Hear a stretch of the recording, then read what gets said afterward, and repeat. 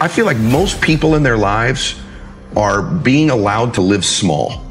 You're allowed to live a small life. Everyone around you would like you to live small. Just do this. You're good at that. Man, take it easy. Chill. When's enough enough? Like, come on, brother. You know where we all these messages you get is basically saying, hey, man, live small.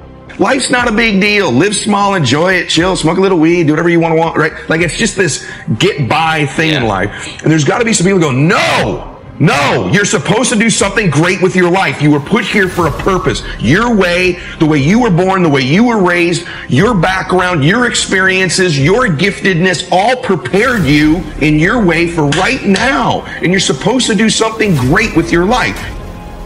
And it ain't about wins and losses, it's about walking. It's about understanding. I'm going to make the play or I'm going to watch the play be made. It's simple. It's if I can tell my safety, you cover this because I'm going this time. It's a man on a man every time you play the game. It'll never change. It's about winning one-on-one battles. Fight your fight. It's our fight to fight. 1 and 6 doesn't define who you are. What defines who you are is what you do when you're 1 and 6.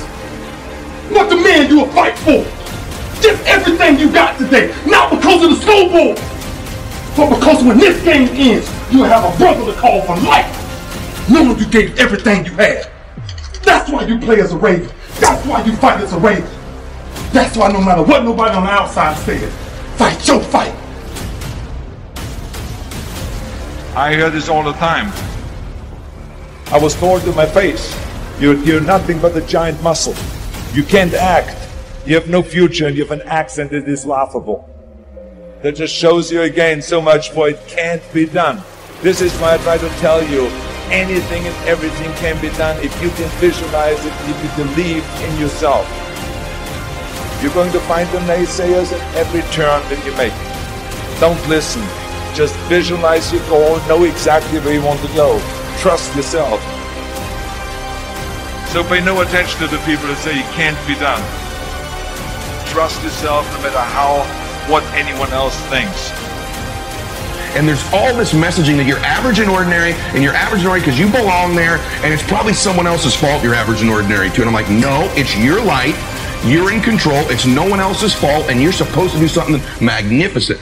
That's the consciousness aspect. The last 1,000 years on Earth, doing something great has been reserved to this one little group of people, 1% of the population. They're supposed to do something great. They're supposed to live their dreams. We're supposed to watch them, cheer for them, wear their jersey, watch their award show, comment on their posts, clean their houses, right? Feed them in their restaurants. No! The fact of the matter is, you can do those things. You can change your life.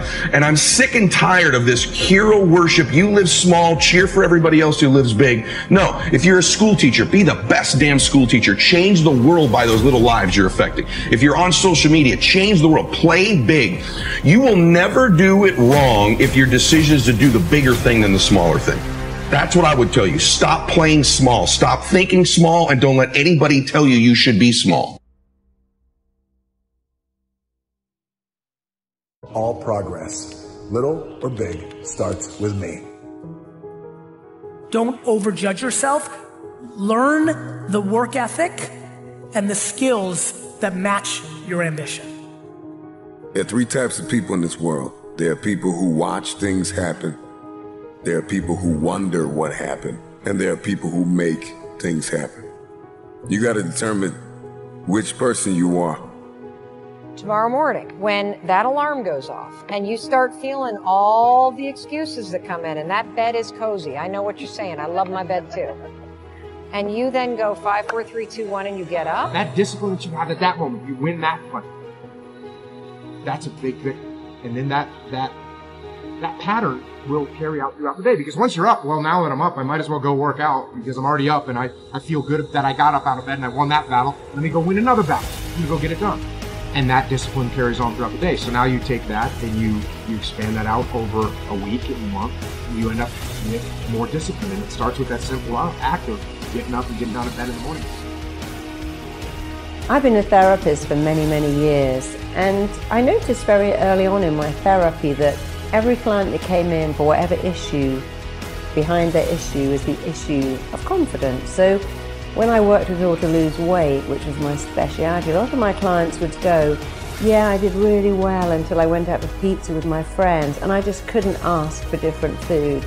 I couldn't go somewhere and say, can I have the fish without the sauce, or can I have the salad without the dressing? Then I'd work with people who had alcohol problems, and they'd say, you know, I'm fine until I go to the pub, but I don't know how to say in front of people, I'm not drinking. I work with many children who come in who are bullied, and several who are bullies.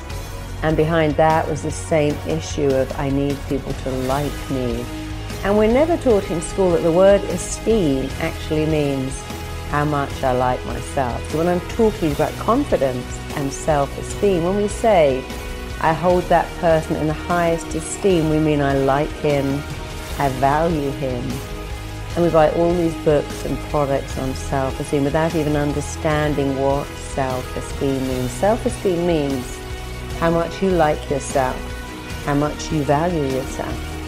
You know what? Until you really like yourself, nothing else matters. Often my neighbors, because I work so much at home now, will go, oh, I saw this movie star coming to your door, because they always turn up in a limo with a bodyguard, or I saw this famous model leaving your house, and why are they seeing you? They're perfect. But people who have everything often don't have the one thing they really need, high self-esteem. It's why so many people who make it and who we look at and envy, like Robert Downey Jr. or Philip Seymour Hoffman or Heath Ledger, end up taking a lot of drugs and destroying themselves because they try so hard to make the world like them, and they succeed, but you have to like yourself. So if you're lacking confidence in any area of your life, that may be in your career, that you can't sell, or you can't pitch, or you can't speak, or you're not very good at going for an interview. It may be that you can't go for promotion, or in your job you're not able to speak up and share your ideas. It may be in your professional life that you're not attracting the kind of person you'd like to share your life with because you don't feel good enough.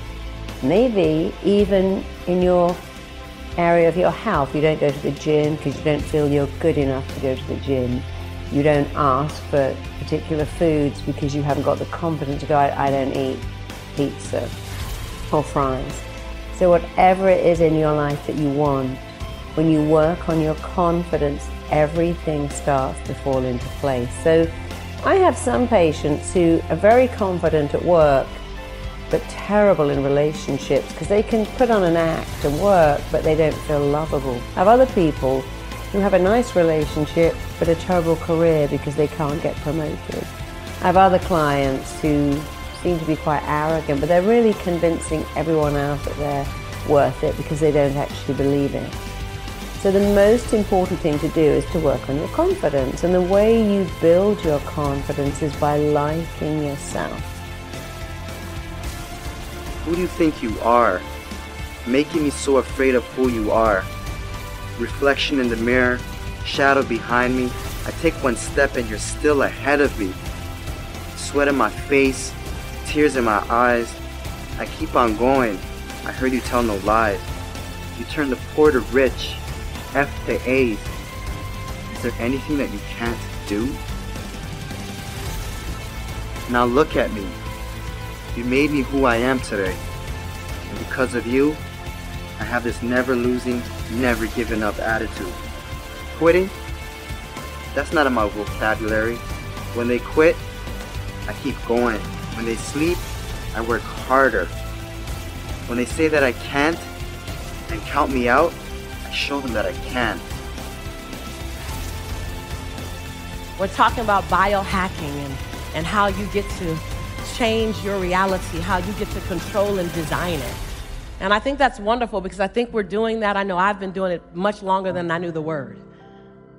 I've been designing and looking at the blueprint called me and what works and what doesn't work, and accepting that some things will be for a season.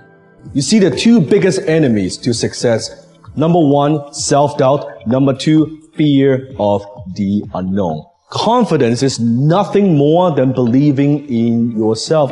I have an insane belief in my own ability to manifest things. Insane belief. You know, that I think it's ultimately complete sanity. But I believe we're creators, and I believe we create with every thought and every word. Every moment is pregnant with the next moment of your life. I realized how the brain works. I figured out how the brain works. I'm a scared kid, and that's what gives me so much power. I had no foundation, and I built this off of just researching the mind. The feeling you get is basically invincibility. You realize that you can't do it all the time. When you need to do it, I know I can go to a place that I can live in. And when you know that you can run on broken legs and you can do certain things that a lot of people can do, but they're not willing to do. Start at a place where you have self-awareness, self-actualization.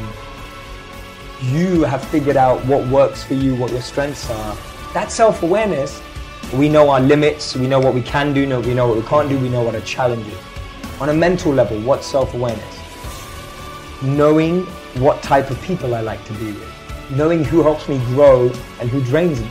That's mental self-awareness. I dare you to walk your own path, wherever that leads, whatever they say. I dare you to lock the world out for a week and work on you. Work on your dreams. You're well and truly capable of living at a higher level. If you do or you don't, that's up to you. Ask yourself, am I happy with my life exactly as it is now? Am I happy staying where I am? If you're only measuring becoming successful by the balance in the bank account and the number of likes and the number of followers and the number of people giving you accolades or the amount of media exposure that you have, then success, all of the success you have will be hollow and very, very shallow and very extremely unfulfilling.